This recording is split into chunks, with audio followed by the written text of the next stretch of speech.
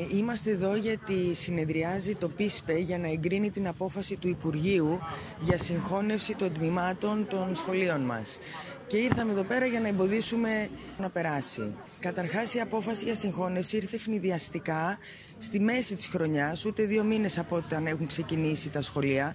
Πράγμα αυτό που σημαίνει ότι τα παιδιά εκεί που έχουν πάρει τη σειρά τους, με τις δασκάλους τους, το πρόγραμμά τους και όλα τους, ξαφνικά αυτό το πράγμα ανατρέπεται, θα βρεθούν σε μια τάξη με ένα καινούριο δάσκαλο και ότι αυτό συνεπάγεται για την παιδαγωγική διαδικασία. Επίσης και για τους ίδιους τους δασκάλους που έχουν κανονίσει το πρόγραμμά τους, έχουν πάει σε ένα σχολείο, ξαφνικά βρίσκονται μετέωροι, μην ξέροντας που θα πάνε. Η συγχώνευση των τμήματων δεν σημαίνει μόνο το ότι τα παιδιά 2 τμήματα θα ενωθούν σε ένα, αλλά θα συμπαρασύρει και άλλα ζητήματα, όπως θα υπάρχουν 2 δάσκαλοι λιγότεροι και κάποιοι από τα άλλα μαθήματα, αγγλικά, εικαστικά, γιατί πια δεν θα χρειάζονται, με αποτέλεσμα να επηρεαστεί και το ολοήμερο. Μας το είπανε δηλαδή ρητός από το σχολείο ότι για λίγο καιρό το σχολείο δεν θα λειτουργεί μέχρι να βγει καινούριο οργανοδιάγραμμα. Δεν θα υπάρχει ολοήμερο γιατί θα είναι λιγότεροι δάσκαλοι και μεγαλύτερες οι τάξεις και πρέπει να δούνε πώς θα γίνει. Αυτό που ήδη έχει ξεκινήσει σε άλλα σχολεία, πιθανόν να έρθει και σε εμάς, μάλλον σίγουρα θα έρθει σε εμάς, μας το είπανε, ζητάει το σχολείο από τους γονείς το εργασιακό καθεστώς των γονιών για να δούνε αν δικαιούνται να μένουν τα παιδιά τους στο ολοήμερο. Πρέπει να έχεις χαρτιά από τη δουλειά, ότι δουλεύεις εκείνη την ώρα, όλα τα άλλα παιδιά απορρίπτονται. Αυτό, όπως καταλαβαίνετε, ειδικά στη μέση της χρονιάς, είναι κάτι που γίνεται πρώτη φορά. Δηλαδή, εμείς ξέραμε ότι έχουμε ολιγομελή τμήματα, από πέρυσι το συζητούσαμε ότι μπορεί να μας συγχωνεύσουν, αλλά αλλιώς είναι να γίνεται το καλοκαίρι, να φτιάξει το σχολείο το πρόγραμμά του, τα παιδιά, και αλλιώς ξαφνικά.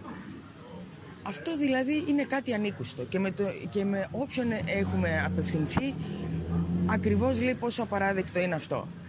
Υπάρχει η πεποίθηση ότι μάλλον αυτό γίνεται έτσι γρήγορα, γιατί έρχεται ο δεύτερος κύκλος των προσλήψεων των αναπληρωτών και επειδή έχει τελειώσει το ΕΣΠΑ για τις χρηματοδοτήσεις, ψάχνουν τρόπο πώς θα περικόψουν, να μην πάρουν καινούριους δασκάλους και να καλύψουν τα κενά με τους ήδη υπάρχοντες. Η συγχώνευση εν μέσω σχολικής χρονιάς, 2 μήνες μετά την έναρξη, έχει προφανή αποτελέσματα. Δηλαδή, τα παιδιά μόλις έχουν συνηθίσει ένα δάσκαλο, μια αίθουσα, μια συγκεκριμένη διαδικασία και τους συμμαθητές τους, ξαφνικά καλούνται να αντιμετωπίσουν κάτι καινούριο, μια καινούρια κατάσταση, το οποίο δεν μπορεί να μην επηρεάσει την εύρυθμη λειτουργία και την ομαλή διαδικασία της μάθησης.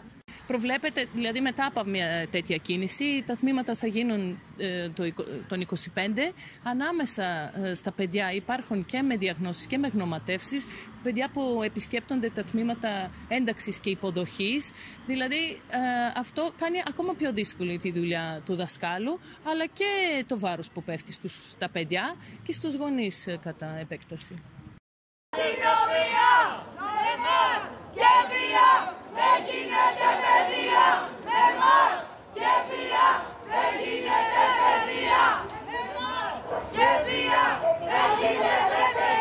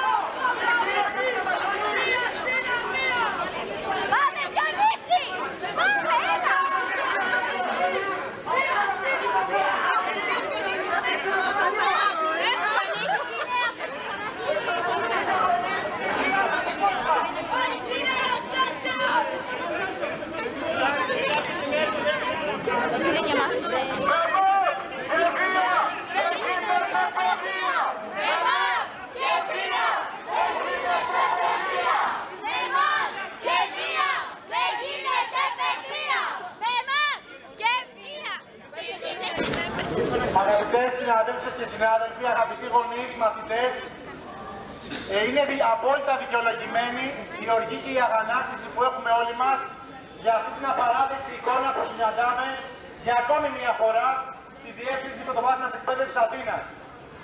δεν μας προξενεί καμία εντύπωση, καμία έκπληξη δυστυχώς. Γιατί αυτή η αντιεκπαιδευτική, αυτή η αντιπαιδαγωγική πολιτική ξέρουμε καλά ότι πηγαίνει χέρι-χέρι με τον εκφοβισμό και την καταστολή και αυτό αντιμετωπίζουμε σήμερα.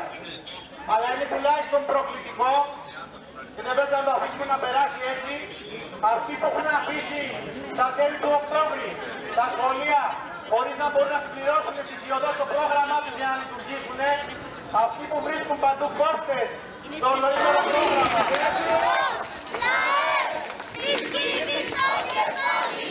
Ο μόνος δρόμος είναι αντίσταση και πάλι.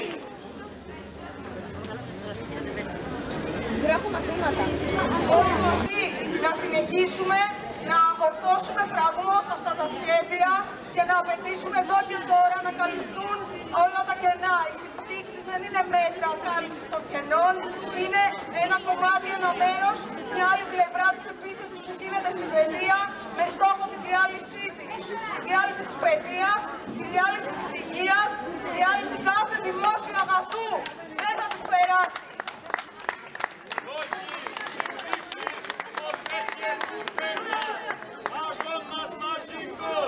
Για όλα τα σχολιά, όχι συντήσεις, ποτέ και πουθενά.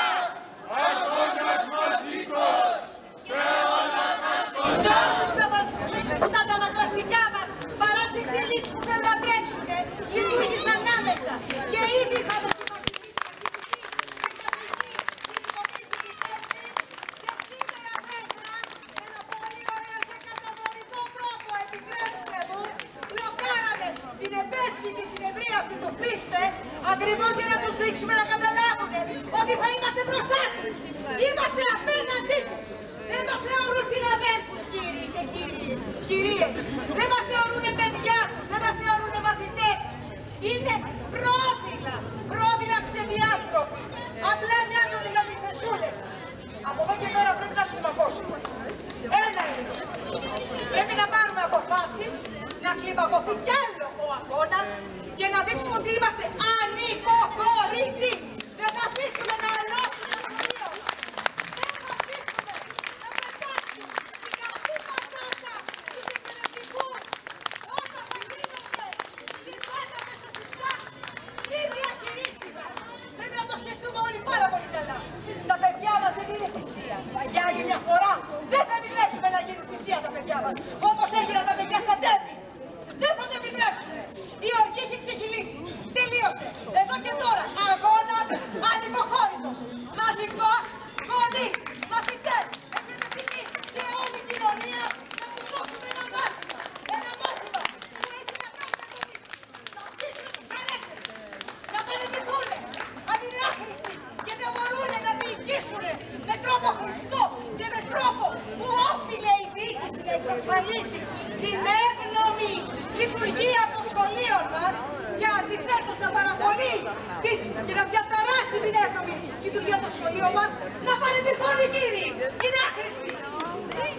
Λοιπόν, να αφήσουμε λοιπόν και μία ακόμα εξαίρεση. Μόλις μας αποκάλυψε ο κύριος Μουσέντης ότι 2 από τα σχολεία τα υποσυμβόλευσης εξαιρέθηκαν. Δεν γνωρίζουμε πια. Εξαιρέθηκαν από τις διαδικασίες. Δεν μας εξήγησε με ποιο τρόπο. Είναι πάρα πολύ πονηρό όλο αυτό το οποίο γίνεται. Δηλαδή όποιος πιέσει, όποιος παίρνει τηλέφωνο, όποιος έχει εντός εισαγωγικών κάποιο τύπο πελατειακή σχέση, θα τύχει ευνομούμενης, δηλαδή ευνοϊκότερης μεταχείρισης. Ούτε αυτό το δεχόμαστε. Είμαστε όλοι ίσοι. Έχουμε όλοι ίσα δικαιώματα και τα παιδιά